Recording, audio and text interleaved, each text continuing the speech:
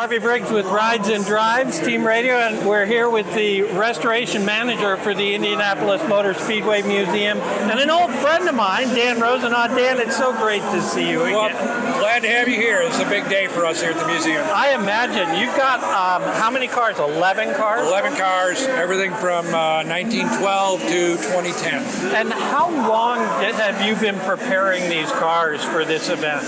Some of these cars we started on right after last year's event. Okay. Some of the cars have run in the last couple of years, so they need a week or two in the shop. Some of these cars have been sitting for 10 or 15 years. Which was the most difficult for you guys to get ready for this event? Probably the car right behind us here, the 25 Miller. It had been sitting for quite a long time. We had some major engine work to do on the car. We were going to run the car last year, and we found a small oil leak on the back of the motor.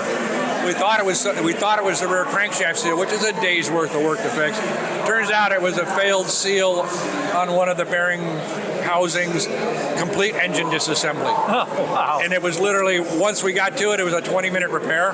Right. But it took 3 days either side of that to get to it and get it back together. So now it's ready to run today? It is ready to run. We've had it fired up a couple times already, and it's one of our better cars. Cool. So talk about some of the people who are going to be driving these amazing vehicles. So we have all former IndyCar drivers in our cars. We actually have 5 former winners driving cars. We have Mario Andretti in this car.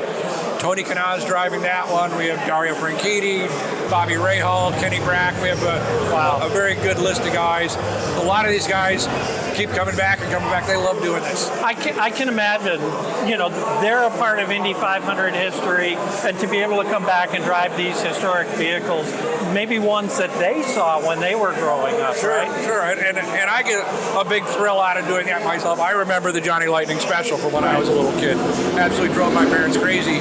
I had to have every little Johnny Lightning car and the track and all the stuff that was made.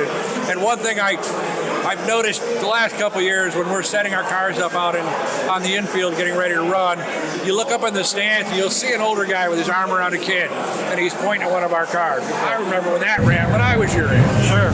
It makes us feel real good. Yeah, it's got to be really satisfying. It is. So awesome. Well, I know you're busy, so you guys go have a great day.